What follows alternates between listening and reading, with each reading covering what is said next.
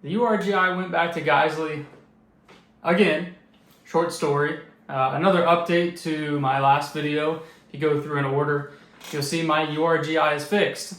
I've sent it back one time, and it was fixed, that issue. I've had this gun for about 9 months now total. Recap, the first time, the bolt carrier group was completely leaking. The gun was completely undergassed, barely would cycle anything. It wouldn't matter what I put through it. Sent the upper back. Sure enough, I got it back with a faulty bolt carrier group. It was leaking real bad. They rebuilt one from scratch, and after that, it was, in theory, awesome. It definitely fixed a big issue there. I thought it was over and done. I hadn't zeroed, or I would say I'd zeroed. I haven't grouped this gun. Being a 10.3, I didn't really care that much, so I never grouped it. And now it's been about 7 months, maybe 400 rounds through it total. And I got my wife an 11.5 Geissele Super Duty, and so she could shoot, have a short gun. And we were out and went out shooting it, testing it. Well, we were zeroing our guns together, and she's a decent shooter, but she was shooting with a standard URGI or a standard mil-spec trigger. I have a Geissele SSAE trigger, and same setup. She was shooting, I would say, 1 inch or 1.5 inch groups at 50 yards with basic range ammo. We were able to get her zeroed in. Perfect. I started zeroing this gun, and I was shooting about 3 MOA at 50 yards. And now I have this kind of back-to-back comparison, or I'm not just kind of discrediting it as a 10.3, oh, it's not going to be that accurate. No, there was a very big difference. I was like, that is concerning. And I believe I was shooting Winchester White Box.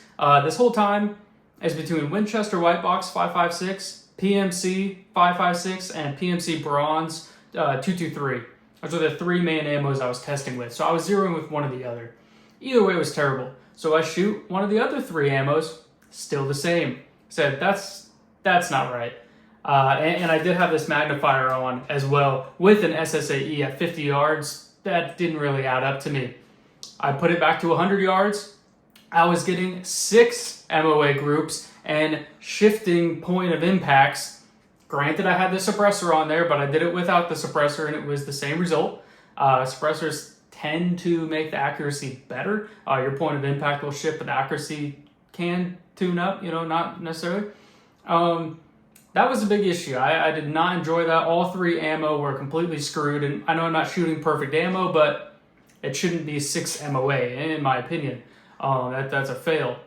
Especially when I have the Super Duty next to me at an 11.5 shooting just fine, 2 MOA and under, with the same setup, and a mil-spec trigger, and my wife shooting. No point down to her. But I said, you know what? I need to send this back to Geissele. As much as it hurt me, the gun is still screwed up. And I would denounce that it was 100% 11. And unfortunately, I kind of still have the gun. So what Geissele did, they took care of me as well as they did the last time. They wanted more evidence that the gun wasn't shooting well. They wanted me to shoot it with a scope optic. I don't have a strong enough scope optic that's really going to change anything. I've grouped under 2 MOA with other guns with the same red dot and magnifier, and it's been just fine. So they said, okay, we'll take it in and we'll see what we can do.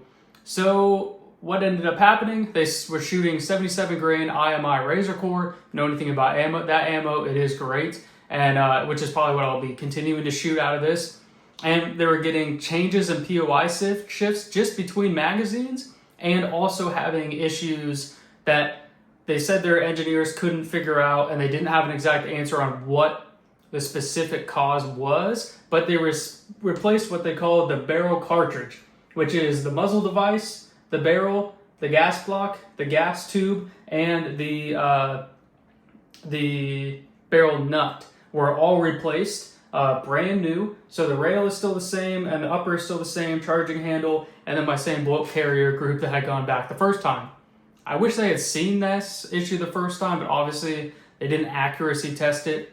I can't really blame them, but everything was fixed. Everything was repaired. I got it back within 2 weeks. I did get a tracking number this time, and I did get updated on what the fix was, which I did appreciate, because when I sent the bolt carrier in originally, that did not get fixed, or that didn't get sent to me. It just showed up at my house. Pissed me off, to be honest.